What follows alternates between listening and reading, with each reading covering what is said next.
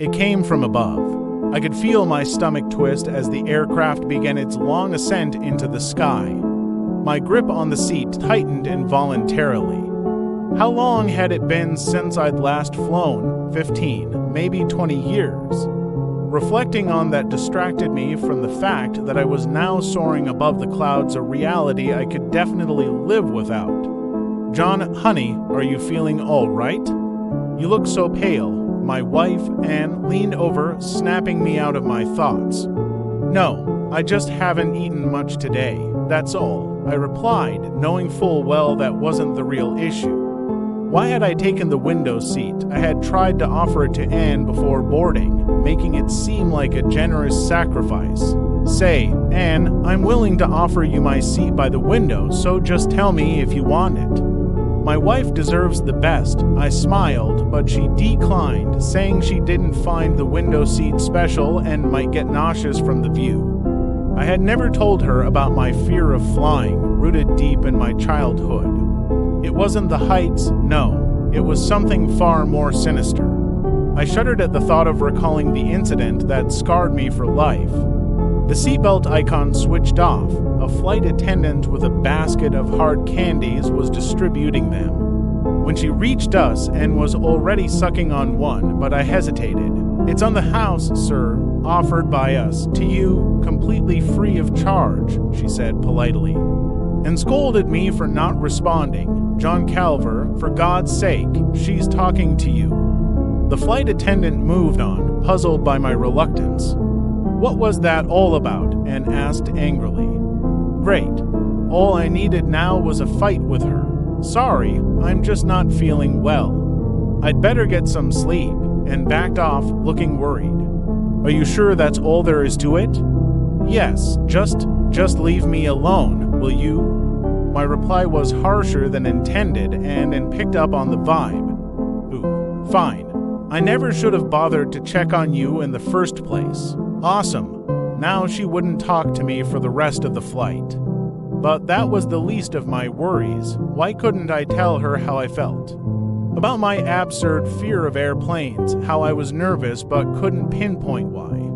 No, I couldn't. I was a man with pride and couldn't come across as weak, especially to Anne, whose dominant behavior often caught me by surprise. I turned to find a comfortable position to sleep, hoping the window wouldn't unnerve me as much. It was stormy outside, lightning bolts racing through the clouds.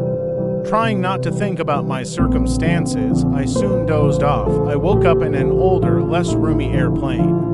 Above me, a woman in a dark blue uniform, an ascot tied around her neck, said, "Would you like to come over, little one?" "Come on." John answered to the nice lady, my mother's familiar voice urged. Mother, my long-gone mother, was sitting next to me.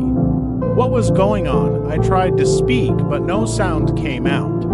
My arms were small and childlike, with a Disney-themed Band-Aid near my elbow. It was then that I realized what was happening. No, it couldn't be. This was a dream, a bad dream. A nightmare from my buried memories. The woman invited me to the cockpit, and my younger self eagerly accepted, despite my older self's desperate attempts to stop him. If only I had known what would follow. In the cockpit, the pilot greeted me warmly, explaining how everything worked. The co-pilot muttered into the radio. Nothing seemed alarming until I noticed something crawling on the windshield. "What's that?" my younger self asked. "That thing crawling on the windshield. I see no such thing. It's probably just a shadow.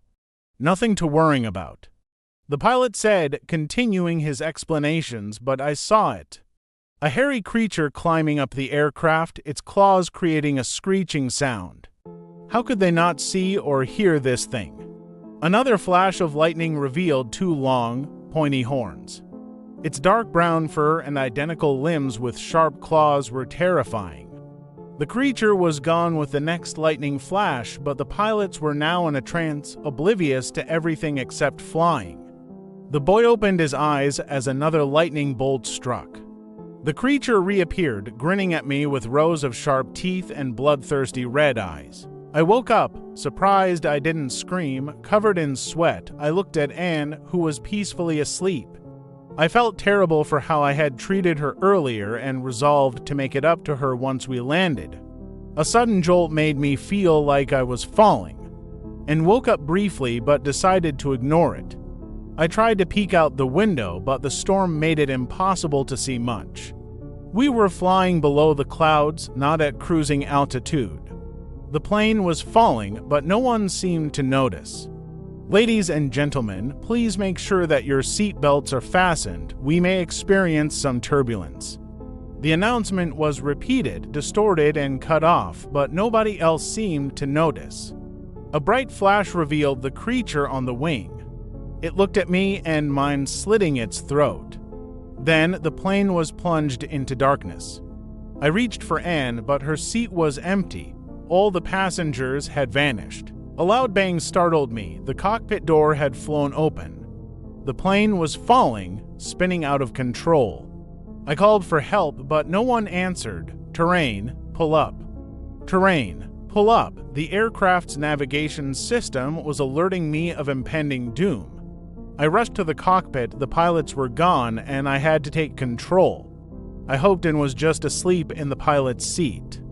Honey, are you all right? I whispered, but she didn't respond. Anne, I exclaimed, worried. Cockpit security lockdown initiated. The robotic voice announced. The door slammed shut. The hair from the chair was withdrawn, and a hairy limb grabbed the armrest. The creature's head protruded, grinning with rows of teeth and bloodthirsty red eyes.